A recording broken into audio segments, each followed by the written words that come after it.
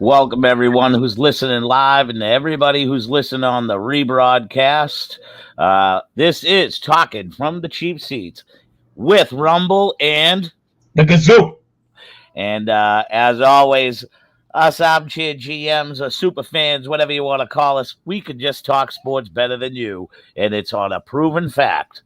So just to let everybody out there know a little bit about this week, on episode 5, what you'll be hearing about: the Boston Celtics, aspirations, Babana number 18, and it's their 22nd appearance in the NBA Finals. Also, we'll be touching on the Red Sox having a 500 month of May. Could things be looking up for the Bo Sox? Then we're going to talk a little bit, not much to talk about the Bruins this week, but there was a sighting of one Bruce Cassidy at a Game 6 of the Boston Celtics, and a lot of people are saying if he was going to be fired, he'd be fired by now. And then we'll touch on Patriots minicamp. One of the wide receivers, it's horrible that I don't remember the dude's name, but he was one of the young wide receivers that they drafted. He was being picked on for being a really skinny dude. He fired back and he said his main goal isn't the size now that he's in the NFL. It's to become durable so that he's able to be in the mix every week. So in the meantime, while we're talking, I'll have to research that name so we don't look like fools. But why not talk about it's the most relevant news in Boston right now, and that is Celtics making an appearance against the Golden State Warriors, their 22nd appearance franchise-wise in the NBA Finals. So, just so everyone knows, this is like Mr. Rumble says, this is our 5th episode. And the time of this recording, as we are live now, but if you do watch it on the rebroadcast, it is officially June 1st, 2022. We are officially into the halfway of 2022. And yes, our Boston Celtics, the team that in January of 2022, people had written off as a complete and utter disappointment, and a team that nobody would have thought at this moment would be competing for the NBA championship title. So, I don't know. What do you think, Rumble? Everything I read says the Celtics matchup are a great matchup against the Golden State Warriors, but I'd be reminiscent, and obviously we got to play the devil's advocate because that's what we do here. We may be fans, Rumble and I, but we speak the truth. We're not blinded fans, but and say it's all green all the time, all black and gold, all red. No, well, it's never red, or all Patriot blue. But they're going up against a team where you got to think you got Draymond Green, probably one of the best defenders in the game. You got arguably one of the best, if not the best shooter in the game, in Steph Curry. It's going to be a tough. The one thing I will say is the series against the Bucks and the Heat was a very physical, dominating series. I don't see this series having to be physical. I see this series more having to be technical. Yeah. Finesse and the ability to close out a game when you have to. Yes. What do you think? Agreed. All right. To get a true perspective, I honestly, talking about it as just a Celtics fan in general, I always believe, I've been saying every series goes 7 until you can get a better assessment watching the first couple of games. And then you get a really good inkling. I watch a lot of Celtics basketball, so I was able to watch the first 2 games that they actually played against each other this season, the home and home, because that's the way things go in the NBA. So that was the away game, which is the last one that stayed on my mind.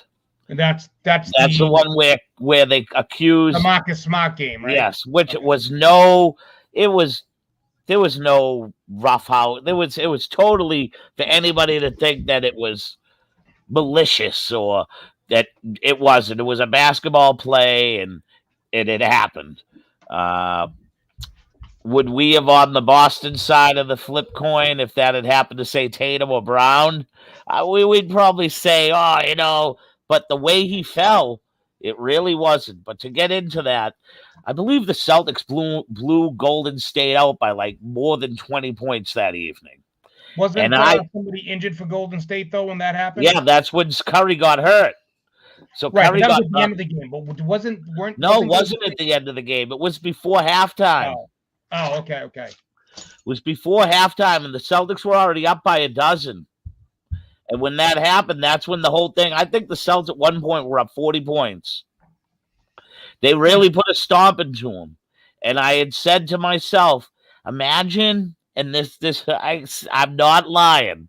I said, imagine if the Celtics, in a perfect world, made it to a world championship and Golden State was there. Are they taking it easy on them? Are they going to remember this? And I just said that in my own mind as a hypothetical, because I'm telling you, if you don't think that that's in their mind, what had happened during the regular season and how the Celtics poured it on them, if you don't think that's motivation, then people really don't play sports. It's not the sole motivation, don't get me wrong, but it's a motivational tactic that will be used. Absolutely. And just like the Celtics are going to use the fact that they're the underdog. I think the Celtics could turn into the Lakers-Celtics rivalry of old. Pelly, with Draymond Green, I'm going to agree with that. And you got Marcus Smart. I can see these two trying to jar at each other. There's a little roughhousing. To me, it's not. It'll never have that rivalry. No. If there's a Celtics team right now that has that kind of that rivalry, I would say it was the Milwaukee Bucks more than the Lakers, because the Lakers was Magic versus Bird. It was the Chief versus Kareem. It was what's his name there? James Worthy versus Kevin McHale. I mean, these players matched up with them against each other. I don't know if I would agree to that statement that the Clippers would be close to that rivalry, but it's a different type of rivalry, probably.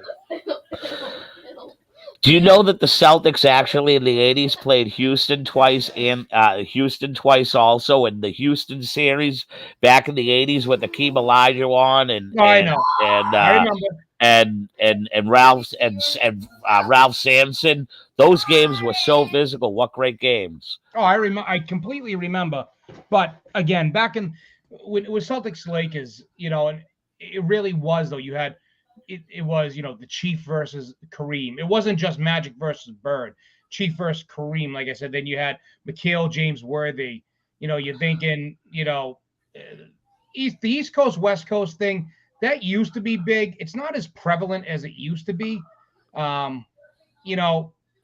It's more so the rivalry of the team versus team. Like, you'll never have a bigger rivalry than the Bruins and Canadians, right?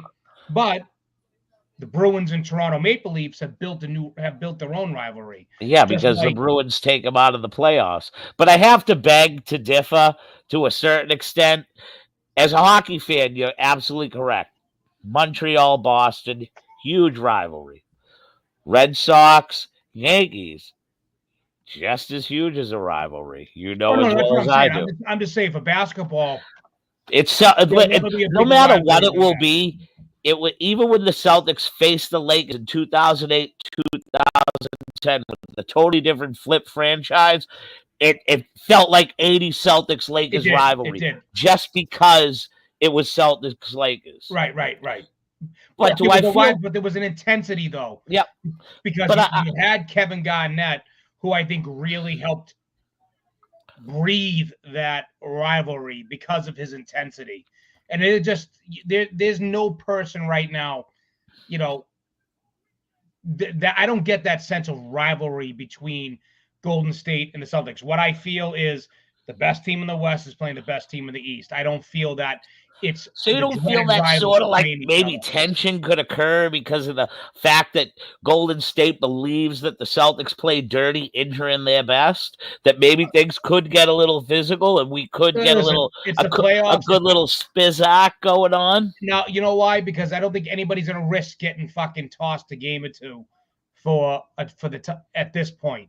I would Yep. think that if this was a regular season game, absolutely. But I agree. Golden State's going to use that as fuel, but I also think the Celtics are going to use it as fuel because, you're going to say Marcus Smart come out and say, I'm the defensive player of the year for a reason. You watch the tape, it wasn't a dirty play. You got Shaq, you got Charles Barkley, and you got a lot of pros saying it wasn't a dirty play. So, Golden State almost looks like crybabies on it. And I think that they don't want that narrative going in. And the Celtics are going to have that same narrative of it's the old Patriot, we're the underdog. We're the underdog. We're the underdog. The Patriots, when they were always the underdogs, and use that as their narrative. I think at the end of the day, what you're going to see is you're just going to see, personally myself, the best technical team is going – the technical team that can play the best defense to shut down the other team's best shooters, that's who's going to win the game. That's who's going to win the series. Can I tell you something? The Celtics just did that to the Miami Heat, all right, and almost fucked everything up in a 2-minute and 30-second span the other night when Jason Tatum and Jaylen Brown both shat themselves during that they did not want that ball. But guys who want to be the man, they almost gave that game away. They were up 12 points and then 9 points. And then with 2 minutes and 30 seconds left, it went from 9 to virtually almost losing that game. I know.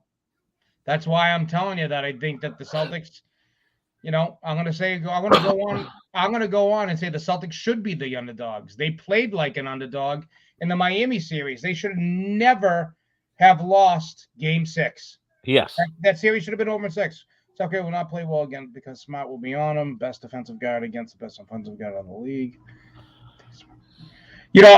Pelly, I agree. I do think when Smart stays on him, you're right. But I definitely think the problem is they like to play Smart coming off, Smart going back, and we saw that when Marcus Smart was going up against in the Bucks series. I forget his name. The kid that was the hero of Game 5. The guard. Yeah. The point guard. Man, yeah. I'm having a mind fight too because we're two series ahead now. But the point is if he stays on Curry, yes. That's why I said the Celtics do match up well against Golden State, but you got to figure Draymond Green is going to be all over Tatum. Oh my God! So you're going to have Jaylen Brown's going to have to be him and Al Horford. I think are the two X factors, along with Grant Williams. Grant Williams has got to be a factor in this series. And I think Derek White can't be on and off either. You know what? I would go with Peyton Pritchard more than I go with Derek White, to be honest with you, man. I like Derek White, but I like Peyton Pritchard as a shooter better. Derek White's more of a defensive guy. That's why he's there. Pritchard is a better shooter. Don't get me wrong. I'm not gonna argue right now. But like a year or two ago, this kid, Derek White was the man. He was. I know, but and all of a sudden he fell off. If he can show up and he can bring his A game, the game that got him to the dance, I think the Celtics can win this in 5. Yeah, I think the Celtics need everything to go right because right now that the Golden State has a really hot bench. They have the kid Celtics Poole. have nothing off the bench. Yep, they got the kid Poole. They got a few other guys that are coming off that bench. And I'm going to tell you, there's a guy nobody's talking about, and that's Andrew Wiggins. that has Oh, I played know. I know. Yeah, I know. Yep. lockdown defense. He was the number 2 overall draft choice, and from some years back for the Minnesota Timberwolves, and people are not talking about him. So I'm Well, that's why I'm one to say right now the Celtics have to play a perfect game. Right now, me even stating anything under 6 games, I would be lying that I wouldn't be telling the truth right now. no, I'm yeah, gonna be on I'm gonna be on this program next week when we're game 3 deep. And I'm gonna tell you whether or not I even believe the Celtics can take it. I need to So hear me out. I need to see Hear me if out. this is the I, team that I has think been playing. the way you'll know, I'm going to put a prediction out there. If the Celtics can win game 1, Celtics will win it in 6. If the Celtics win game 2, it's going 7-game series. And it's going to be a crapshoot. I do not think the Celtics can beat Golden State 3 out of 4 games. Well, I'm sorry, 4 out of 5 games. They cannot beat Golden State 4 out of 5 games. I just don't see that team being able to beat that team and winning the championship in Boston. Yeah. Because the series is going 2 away, 3 at home, 2 away. 2-3-2. That's how they do it when it's East Coast, West Coast. Not right now. They showed the games. It's a 2-2, 1-1-1. Oh, wait, when did you say? Then they changed that. They changed it back. They changed the red hour back rule, my friend. They did. Okay. I did not realize that. Okay, then I'm wrong. So then maybe the Celtics can pull this off in 6. But the only way they're going to pull this off in 6 is if they win game 1 in California.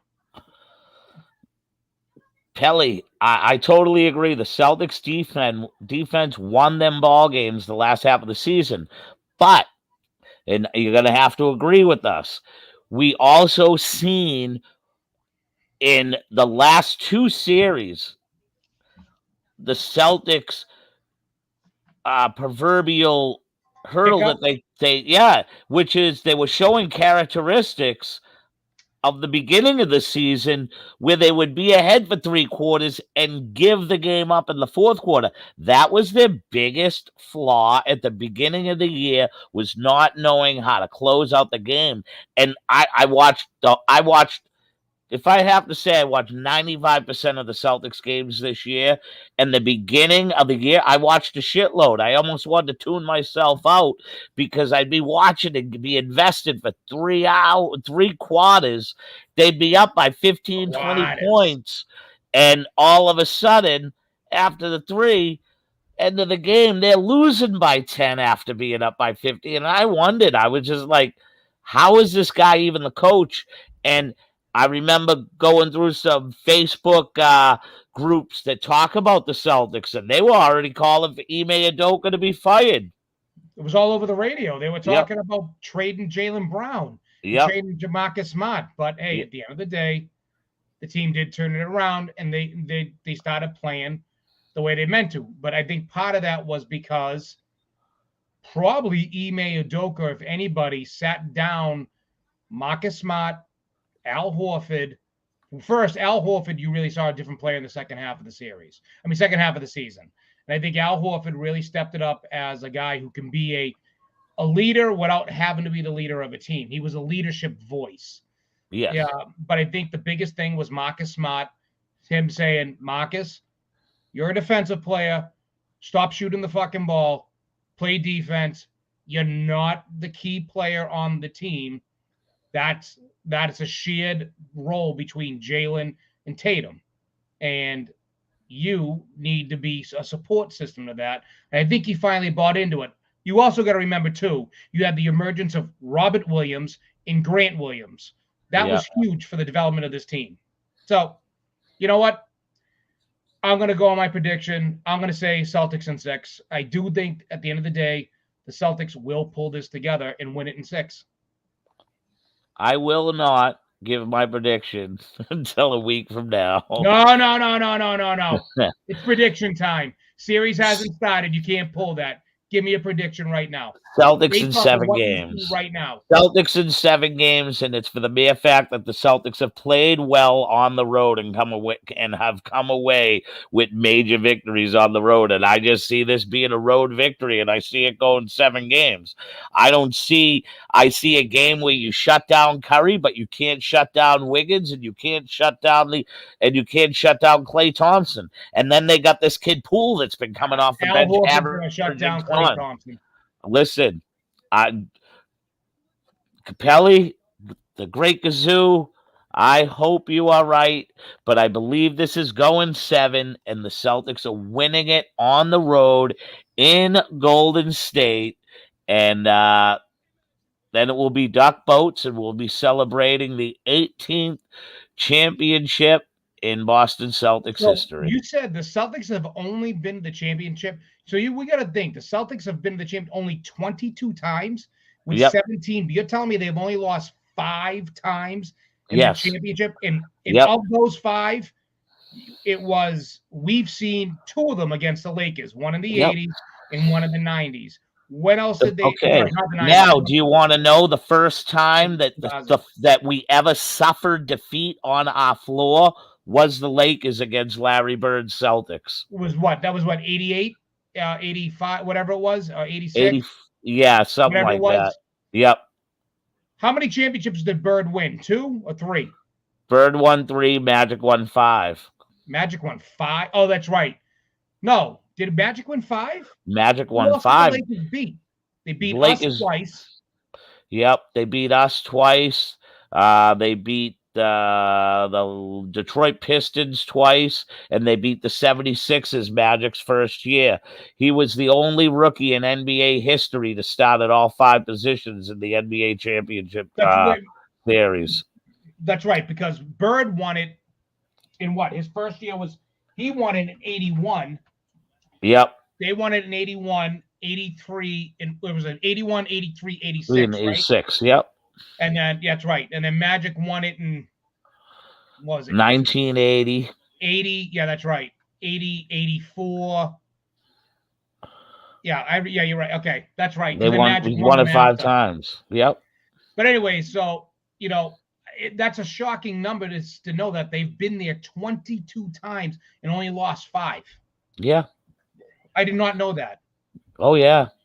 I'd be interested to see what other teams they lost to, because we know 2 are against the Lakers. I'm going to go out on a limb. I believe 1 was Phoenix back in the 70s. Back in the 70s. Phoenix had a team back then? Oh, yeah, dude. Phoenix Suns have been around for a long time, pal. I thought, for some reason, I thought they were an expansion team. Nope. Phoenix has been around for a real long time, pal. Hold on. I believe they've lost against Phoenix. And I want to say the 76ers, right?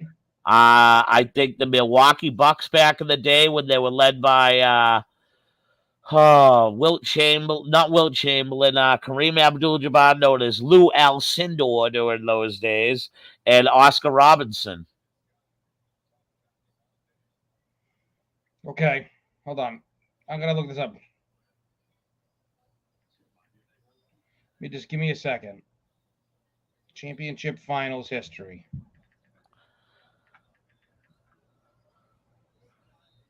All right.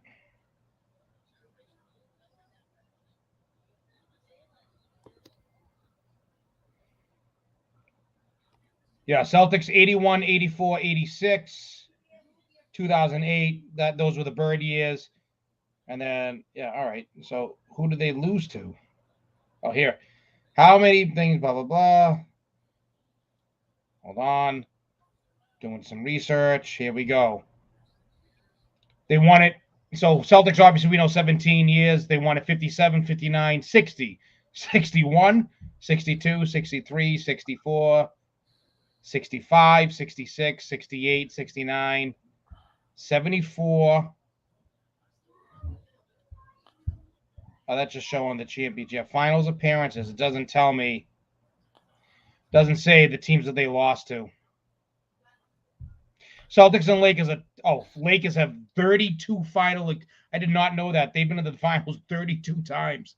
The Yeah, Lakers. Well, hey, listen, what if we win the banner, guess what? That's one more than the Lakers. that's right. All right. So enough So with the yeah, I'm Celtics. saying Celtics in 7 because I believe it's All going to be right. a road thing, and I just don't see.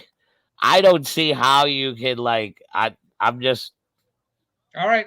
Gazoo says Celtics in 6. And now let's go to your wonderful, can't beat a friggin' less than 500 team, games they should win, Boston Red Sox. Because I am about ready. I'm ready. Look at this. I want to show you something. Watch this. Ready? Throw the hat at him. It's over. it ain't Season's over. done. It's Get him not out. done. Get them out. They can't beat the Cincinnati Reds, who are one of the worst teams in the majors. You can't get. And they're all Cincinnati's just Cincinnati is playing just like the Red Sox. A very hot terrible. May. It's terrible. Very hot May. This was their chance to jump into the game, right? This was their chance to get 4 games under 500 isn't bad. They should not at this point. You should not. It's June.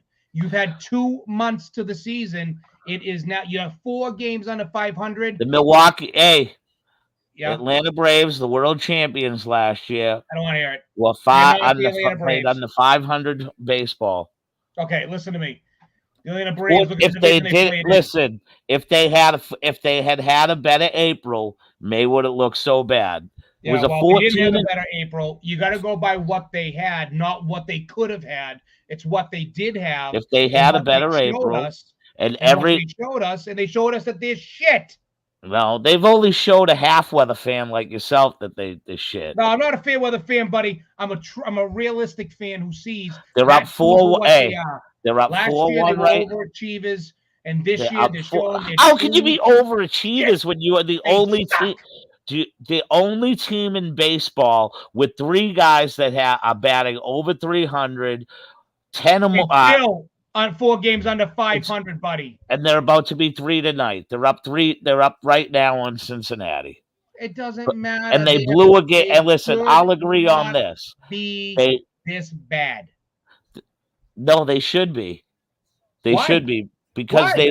they theoretically have no starting pitching, and the starting pitching, no, it isn't.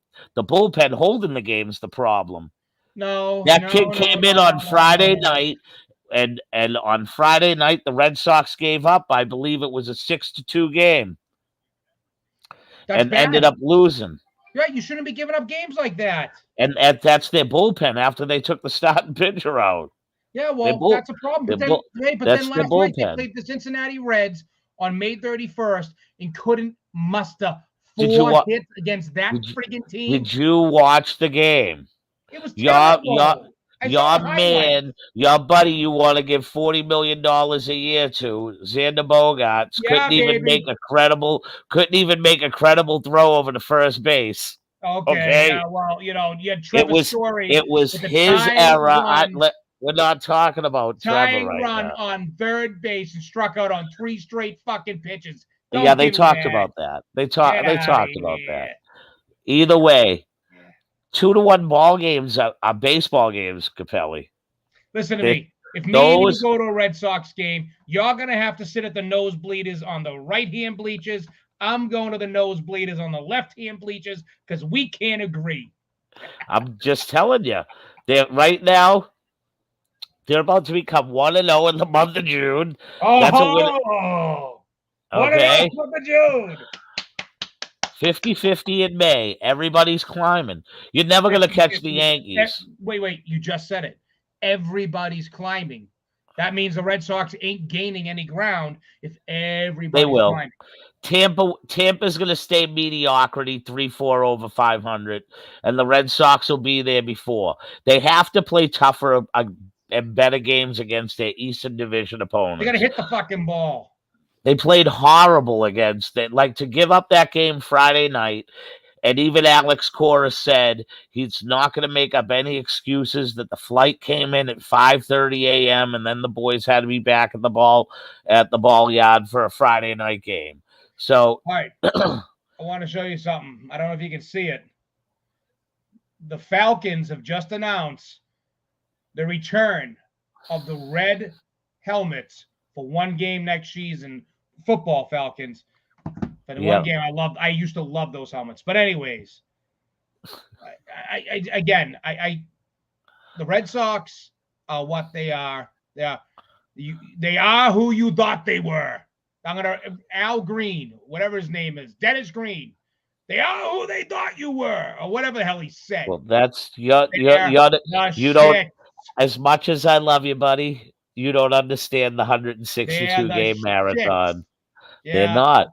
We'll be sitting here in September, and we'll be talking about poor management. Not Alex Cora, upper management. Sorry. Why? I want to know why. Why is upstairs? They're poor management because they're cheap motherfuckers.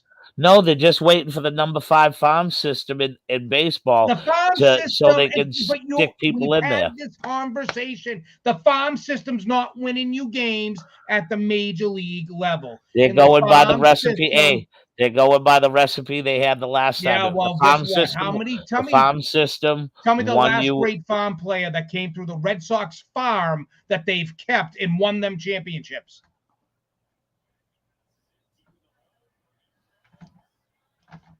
Hold on.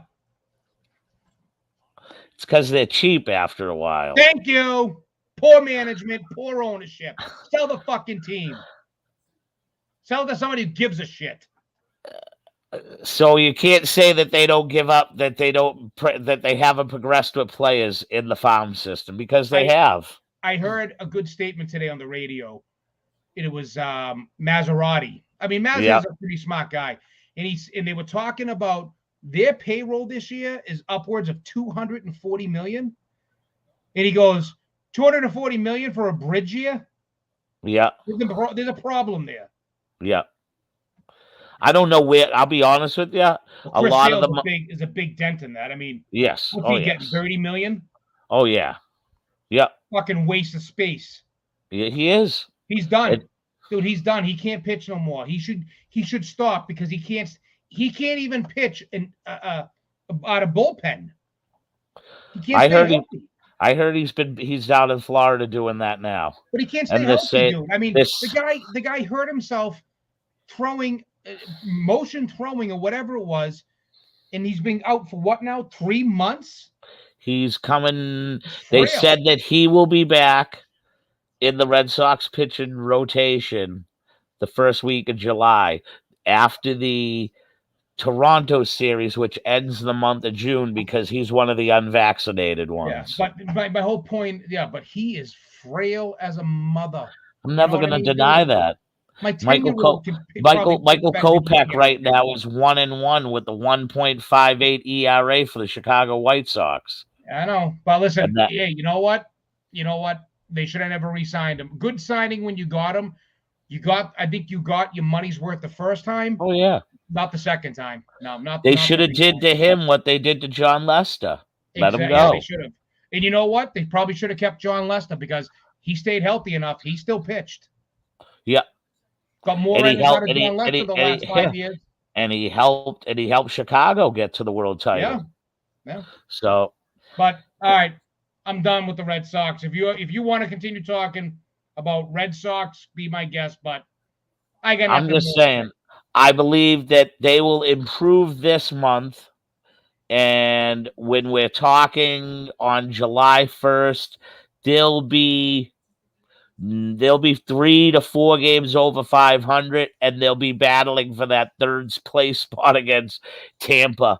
And Tampa will be 5 games. Like, Tampa will have a game or two on them. And it will still be good. Playoffs, though, buddy. What? Third place ain't getting them in the playoffs. If the East is as strong as it's supposed to be, that 4th seed will get them in that with this new playoff system. Now, we'll see. All right. Well, I'll tell you what. July 1st, Let's see who's right. Let's see if they can be 4 or 5 games over 500. I don't see it, but I could be wrong. I have been wrong before. Well, Not many times, but it has happened once in a blue fucking a moon. month ago, we were talking about a team. Let's just theoretically think about this. There were 12 games under 500 a month ago, Yeah, but and still, now they made up 8 games in 1 month. yeah, but you're going They into the made up prime they of the season. This is where with the you with got to be yes. in a prime I would spot. agree if this was any other season other than the past 3 that they've had with all these COVID things, and along with this year with the strike where players did not even believe that there was going to be a season because of how Yeah, greedy things went Jake, on. that worked. That excuse was good in the month of April, not in the month of June. I believe that's why I'm saying a lot of teams are starting to hit their stride now, is Oh, we'll because see. of that. And We'll see. I think when you look at things and you look at things by numbers and you break things down, the Red Sox were 12 games under 500 to begin the month. They're now theoretically, they began this month 4 games under. They made up 8 games. So if you add statistics and numbers, that means if they have the same month, there'll be 4 games over 500 if All they right, can make up 8 July the same 1. It is way. now. It is June 1st, July 1st. Our first episode after whenever that is. You and Yep. I will reassess the Boston Reds. I mean, we'll talk about them again next week, but we will re-talk about this exact conversation about where they were at the start of May versus where they are at the start of June versus where they are at the start of July. How's that? Oh yeah. Oh, All right. without a doubt. Without a doubt. All right. Quick Bruins recap. There is not much to talk about Boston Bruins wise here, but you alluded to, and I agree. Bruce Cassidy was seen at Game 6. And once again, I will say to you that the Gazoo will tell you he's going nowhere. Bruce Cassidy goes nowhere. But there is a bit of there's 2 pieces of news, one speculative, potentially good, one definitively not so good, but and I'll get to the bad news first.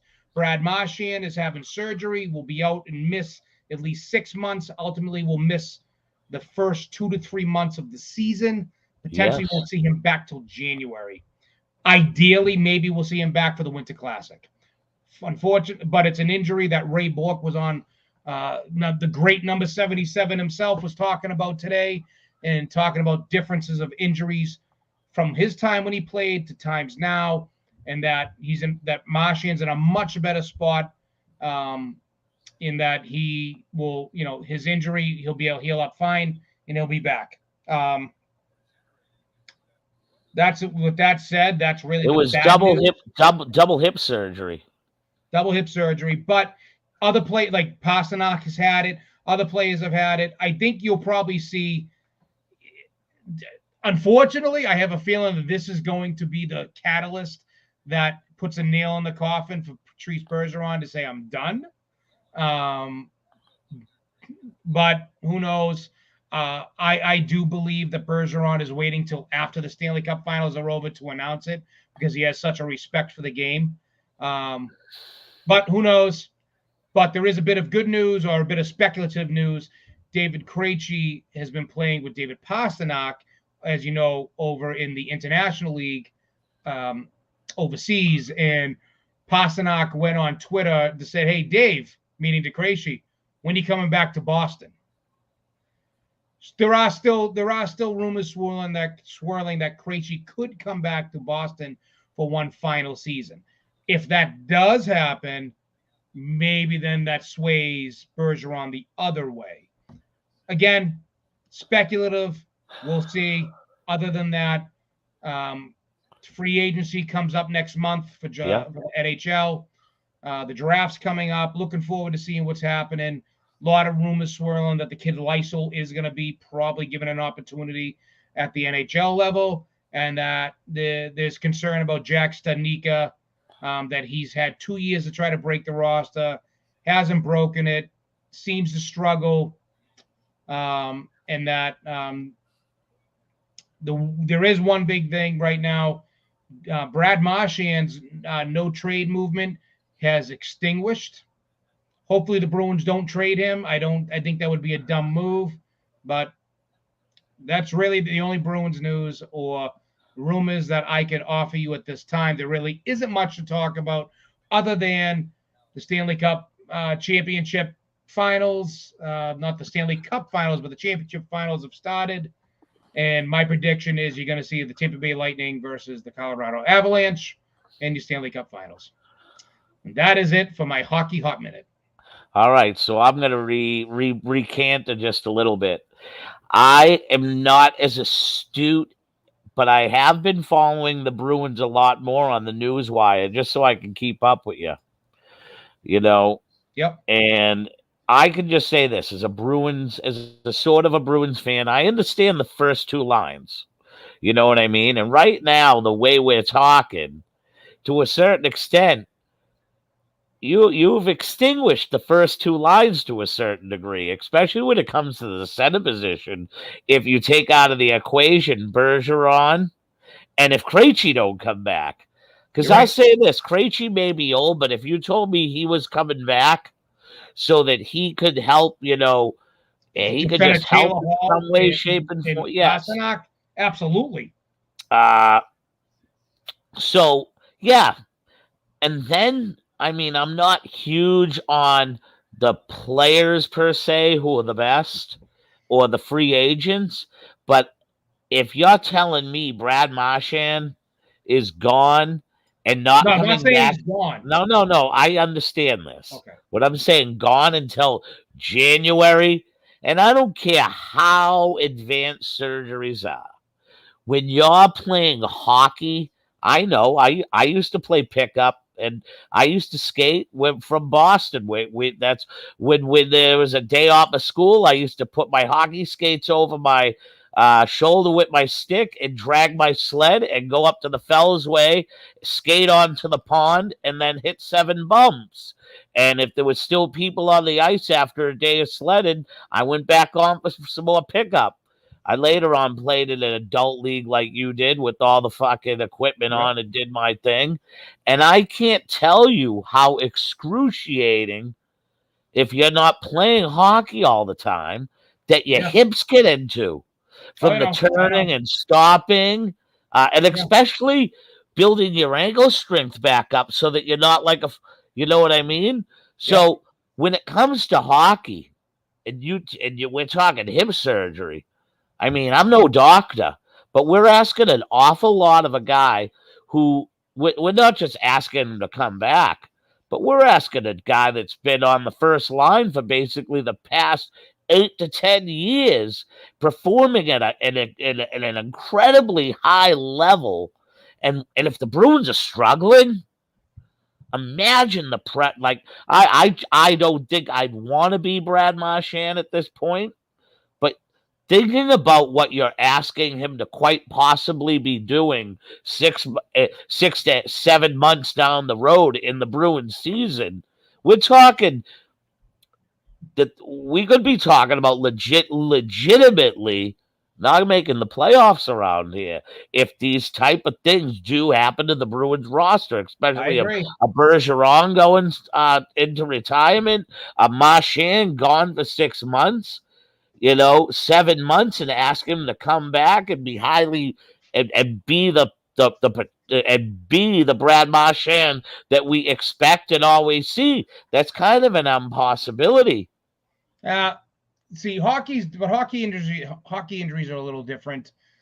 A lot of players have come back. I mean, David Pastrnak came back from hip surgery. I'm not doubting it. I think, to me, what I'm anticipating is how the Bruins organization handles their off season based off of this.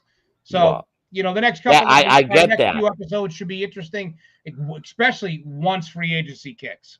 That's why I'm trying to run it through your brain. Like, who are some of the guys that the Bruins could get to fill a hole like that? Like, ask yourself, if Krejci did come back, could the number one line of a Pastrnak, Hall, and a Krejci? That could be your number one line. Could that have to carry, especially if Patrice Bergeron was opting out? That could be a number Could one that? line. It very well could be. But is that going to give you? number one line material caliber? Is it going to give you the same type of results that Perfection gave you? Do you think? So I don't know. And again, what would the second line? What would the second line look like? It would be. It would. I don't know. But that's the thing. Honestly, the next couple of weeks won't be a lot to talk about Bruins wise unless the news trickles through. But I think we'll have much more to talk about once free agency comes when it comes to the Bruins. So with that said, I'll end it with this. They're not going to if Zdeno, that is a mistake. If they re-sign Zdeno Chara, let's get to the Patriots.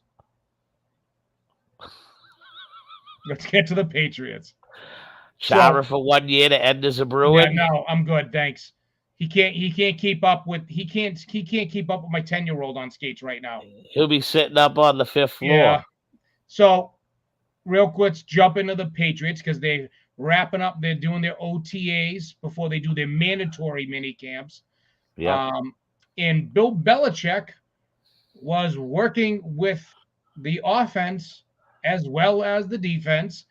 Let's discuss the new terminology of Joe Judge, the passing coordinator, and Matt Patricia, the run game coordinator. Bill Belichick was asked this question because they said, we see this in college and blah, blah, blah. And of course, you got I don't know, you have to ask them. I can't speak for other teams. You have to ask them. The point is we now have passing coordinator, run game coordinator, with still no definitive offensive coordinator. Am I seeing something wrong? Like, how can that dynamic work? I understand that there are run game coaches and there's passing game coaches, and they work on those plays. But how is that going to work when you're playing against the Buffalo Bills? All right. This is how it's going to work. I think Bill Belichick, to begin the year, will hand off play calling duties of the defense to either his son or Gerard Mayo, like it was last year. It was his son last year. Okay. Well, ideally, it'd probably be back to his son, I'm sure. Yes. So, and unless it screws up, Bill won't care, and he'll just let them do their thing. I think what you're about to see is Bill Belichick call the offensive plays. I agree with you. I agree. I think you're right. I think we're going to get involved in the offense. When you'd say, have you ever heard of this? Have you ever heard of this? Yeah, I have. I talked about in college game, you're right. There is. But we talked about Andy Reid being successful with it. No, he was not successful. He didn't win a Super Bowl. Got thrown, was his worst year in Philly and was fired. And then he brought that same system to Kansas City because and he wasn't successful at the start of Kansas City. Kansas City wasn't successful until he was using that system till Eugene Chung got a coaching job. Yeah, but Andy Reid called the offensive plays because he was an offensive coordinator prior. Same as but he had Eric Bieniemy. You don't know. Now he does. But Mike Sherman could call offensive plays because that's just like if Josh McDaniels was calling offensive plays, I'd have no problem as a head coach. It could work because he was an offensive coordinator. Bill Belichick has never been an offensive coordinator. I understand that. So I don't think how that works. What I'm trying to tell you is that Andy Reid used a two-man system both in Philadelphia and in Kansas City. And his recent, up until 2 years ago, the guy Eugene Chung went to a college system. Did Andy he? Reid ever win a Super Bowl before he changed his system? No, but he's had one of the No, most you just answered consistent. my question. No. No, but he had one of the most consistent offenses in the NFL over the past 20 years. And there's a lot of people that say that even though Eric Bieniemy is the offensive quote unquote coordinator in Kansas City, one of the main reasons why he hasn't gotten a job is because he's not able to coordinate a game plan. So it says to me that Eric Bieniemy isn't as bright as he quote unquote is, and Andy Reid is the more of the play caller and the man that No, see, understands. I think it's more that they don't feel Bieniemy can run a football organization more so than it is running a game plan. Because I say I'm gonna argue against you on that, because that's what it more is about why he can't get a job. You have to be able to run a football organization, That not just an the offense. organization, I get you there. I get you there, Barry Melrose. Organization. I get that, but a game plan and organization all ties hand in hand. If he's all in that's No. You just game that's plan. it. Your defensive coaches game plan your defense. Your offensive coaches game plan your offense. Your head coaches game plan the game. And if you have had experience have had help on the offensive game plan with another assistant coach, it just shows to see it. It shows that you're really not all that put together when it comes to wanting to be by yourself or be on your own. Well, that's why I'm wondering if Eric, that's what I would say about Bieniemy. But anyways, I just don't see how this could work. We'll find out. Have you heard anything? Have you seen anything or read anything about how the OTAs looked? Yes. Now, I'm gonna scoot out of Facebook. It was the guy, the receiver we drafted that was the 3rd overall this year. Because I don't want to be wrong on his name, but of course my fucking this pad thing isn't agreeing with me right now. And all right. 3rd overall pick. You're talking about Marcus Jones? No, you're talking about Taekwon Thornton? Yes. That's okay. He was the 2nd pick. All right. So he was the undersized receiver? Yeah, he was the undersized receiver, was the fastest guy ever on the 440 at the combine. All right. So he talked a bit about the fact that it's not for him, it's not about putting on the size right now. He's always been a skinny dude. It's about to him as being durable because he knows he's a smaller dude and he wants to be able to, survive an NBA want to be season. A Julian Edelman type player, you think? Yeah. When you think about it, I believe that's really all he's concerned about is being on the field, being healthy, and being a productive player for the New England Patriots, which is not a bad thing. So the shit socks, as you would call them right now, are pouring it on, and Trevor Story talking about the New England Patriots. I don't Trevor care about Story. No, it was Jackie Bradley Jr.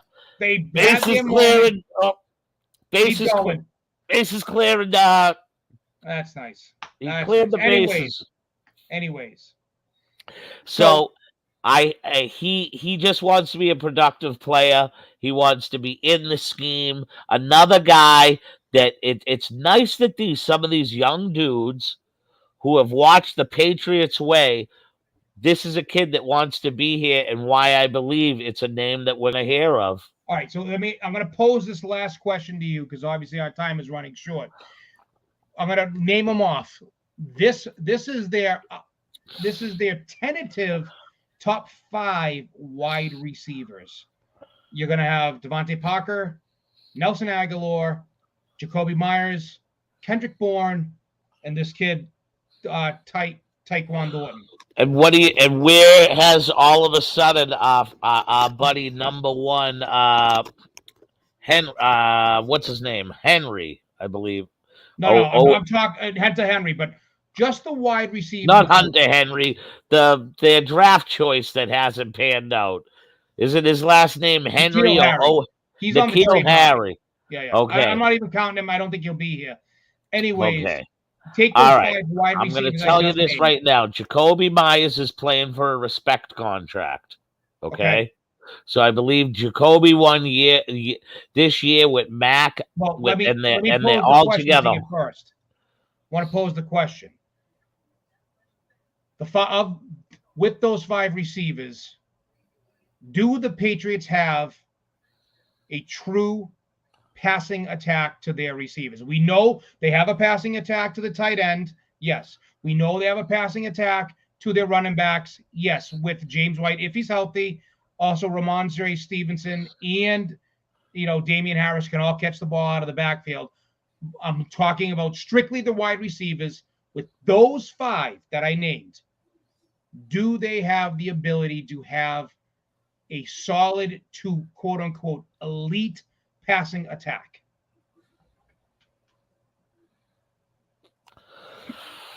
I think okay. Hear me out. Aguilar, Jacoby Myers. I think that what has to really happen is the Patriots need to have Parker or Aguilar have to become true number ones in order for the 2s and 3s that you got. The 2s and 3s that you got are performers. It's the number ones that highlight the 2s, the 3s, and the 4s. Can I unless Aguilar, who has bragged about his year 2s in systems, which I talked about this last week. Aguilar says that his best years are the second year in the system because he really gets a grasp of it. So when they call the patent, he knows where he needs to be, and he feels that his rapport now with Mac Jones is even that much better. So if Aguilar comes to play, Parker comes to play, and you got two guys that are legit number ones. Kendrick Bourne proved to me that he's a good number 2. But Jacoby Myers proved to be Julian Edelman. Jacoby Myers was is the new Julian Edelman, if you think about it, right? Wasn't Julian Edelman the number 1 for Tom Brady in his last 4 years?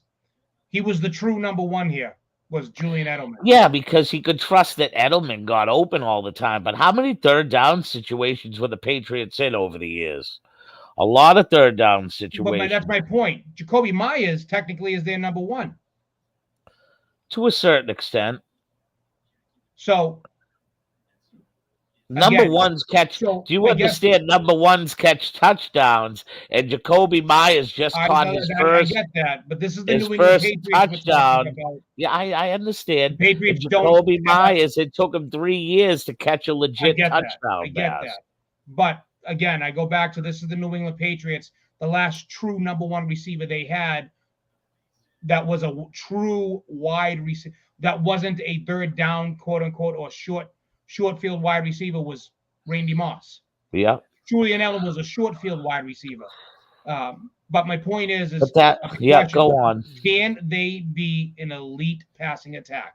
What do you do you anticipate it, I guess? Listen, what type of football have we been watching for 20 years? Let's just put that on the table right now. Are you telling me that the Patriots have ever, other than with Randy Moss, had elite passing attacks? No. Yes, you did. You had the greatest quarterback of all time. Tom Brady. Come on. It was the passing attack that won the Super Bowl against the Atlanta Falcons because it was. But it was never this. It was never this aerial assault where you're talking. Okay. Well, I'm not talking the. How many dink and dunks? How many dink and dunks did Tom Brady throw to set? To do that. Yes, and I understand that, but when you tell me passing attack, I think of like the San Diego Chargers in the 80s with What? Don Curry. The San Diego Chargers in the 70s and 80s with Oh, Don 70s and Coryell. 80s. Yeah. Or the Miami Dolphins with Dan Marino and like John Elway with the Three No, the passing Amigos. attack, Like, the last. are you one of the telling last me just breakthrough passing something attacks that can actually open up run games and receivers that subjugate the look that of was the legit Indianapolis Colts receivers? Yes, with Peyton Manning. I believe that the Patriots, if everything goes absolutely 100% right, I believe the Patriots could be up there with. Okay. Yes, I do. But right. Patriots offense, everything has to be right. If you don't got the threat coming out of the backfield that can legitimately get his hands on the ball, like a James White, like a Falk, the Falk guy that we had back, Kevin Falk, and guys like that, the Patriots offense doesn't work because the Patriots offense is a short passing game, and then all of a sudden they hit you over the top with the long guy because you catch the defensive backs napping, and that's been the Patriots formula for the past 20 years. They took the top off the ball when they had Randy Moss because they knew nobody could cover him one-on-one. But do I believe we can have something that sets a tone and opens things up for other things? Yes, I totally believe that. I do. I do. I think Mac Jones is good. As much as everybody's knocking this coaching thing, I believe Mac Jones and has worked with the Alabama system. And when you're in Alabama, I just believe he's had incredible coaching over the years. And I believe that Mac Jones, you ain't going to have to worry about him. I believe he's 110% competitor. I believe he understands where he's playing and who he is taking over for. You know what I'm saying? I do not believe he's the type of guy that's just going to just let things go to shit. I believe everything is going to surprise us. Yes, I do. I think that we might lose a game at the New York Jets. Do I think the Jets could come here and almost beat us because they beat us? You know what I mean? Like, do I believe that the East could threaten? Yes, I believe that the AFC East is going to be good competitive games. I said this to you. We talked about the schedule, but I believe the AFC East is, other than the Bills knowing supposedly they're dominant, I believe you're going to see these teams beat each other up on the home and aways. I think it's going to be a great East. Well, I think we should end this on that note, and I think next week when we reconvene, I think that we should immediately tell everybody now, our first topic is going to be the Boston Celtics and where they are. And then our second topic is going to be how the Red Sox are one game under 500. Okay. All right, sir. I need to. It's that time. You know what? This week, I think the Gazoo talked better than you. I'm kidding. I think you talked a lot more than me, but because I'm always right. I got the, the Brooklyn King will tell you that. We know. Yep. We need you to show up. Hopefully for you did have a busy weekend. Are you going to be on our secondary show? I'm going to attempt to make the secondary show. All right, because it's looking like it's going to be probably Saturday night. Okay. But anyways, we're going to have commercials for shows. So we're going to stop breaking in between because we're going to have a commercial for our show and a commercial for the wrestling podcast that we also are doing. For those of you out there on Facebook, on YouTube, on Twitch, I have given all the information away. I have a magician that is going to be coming into my studio and hopefully By the end of the weekend, everything will be uploaded. And as soon as I hit a button, we'll be going to Spotify, iTunes, and the current 5 episodes of what we are doing now, Talking from the Cheap Seats, will be up. And then we'll be just uploading the current issues or episodes of our wrestling podcast, which is known as, we call it Shoot the Shit Saturday because that's where we shoot the shit. But really, it's inside the gorilla position with Jason Rumble and the boys. And it's a round table. We talk some good wrestling topics, just like we talk here about sports in New England.